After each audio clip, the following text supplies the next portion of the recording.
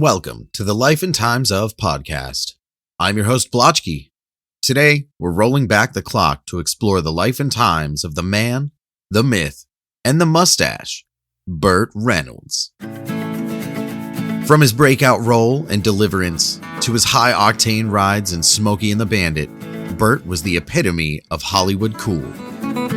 But beneath the charm and swagger was a man who experienced incredible highs and devastating lows. He was a football star, a Hollywood heartthrob, a director, and even a near-bankrupt survivor.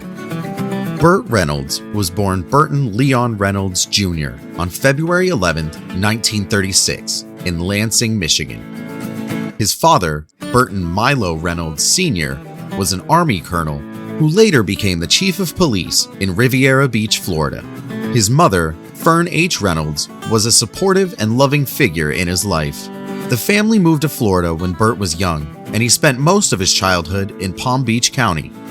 Reynolds excelled in sports, particularly football, and earned a football scholarship to Florida State University.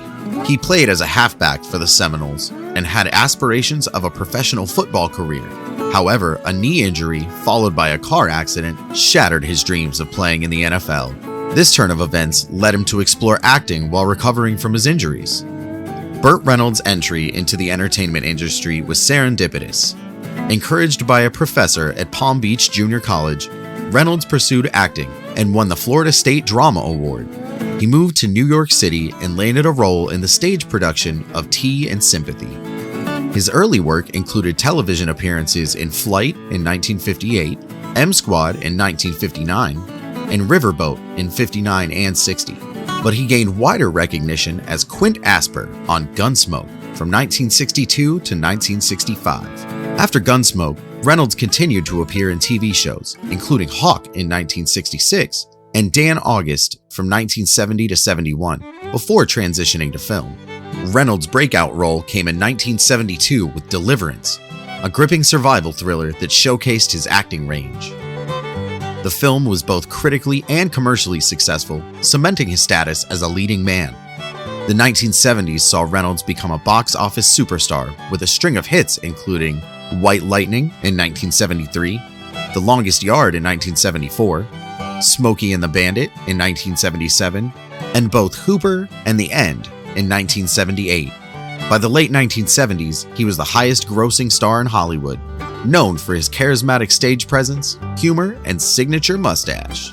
His popularity also led him to pose for a famous nude centerfold in Cosmopolitan magazine in 1972, an image that became an iconic moment in pop culture. The 1980s began well for Reynolds, with hits like Smokey and the Bandit 2 in 1980 and The Cannonball Run in 1981. But as the decade progressed, he faced several career setbacks. A series of box office disappointments and a well-publicized decline in health due to injuries affected his career. His directorial efforts, including Sharky's Machine in 1981, were met with moderate success. He continued acting in films such as The Best Little Whorehouse in Texas and Stroker Ace, though they did not achieve the same success as his previous work. Despite the decline in his film career, Reynolds found a resurgence on television with the CBS sitcom Evening Shade from 1990 to 94, which won him an Emmy Award. His later career saw a return to critically acclaimed roles, most notably as Jack Horner in Boogie Nights, for which he earned an Academy Award nomination for Best Supporting Actor. Though he was praised for the role, Reynolds was initially hesitant to take it and reportedly clashed with the director Paul Thomas Anderson. Burt Reynolds' personal life was as high profile as his career. He was married twice, first to actress Judy Carn in 1963 to 1965, and then to actress Lonnie Anderson in 1988 to 1993. His most famous relationship, however, was with Sally Field, who he often referred to as the love of his life. The two co-starred in several films, including Smokey and the Bandit and Hooper. Despite their deep connection, the relationship ended in the early 80s, and Reynolds later expressed regret over their breakup. Reynolds was known for his lavish lifestyle, owning multiple properties, expensive cars, and a private jet. However, financial difficulties plagued him later in life, forcing him to sell assets, including his beloved ranch in Florida. Beyond acting, Reynolds had a keen interest in business and philanthropy. He owned the Burt Reynolds Dinner Theater in Jupiter, Florida, where he mentored young actors. He also taught acting classes and was passionate about giving back to the industry that made him a star.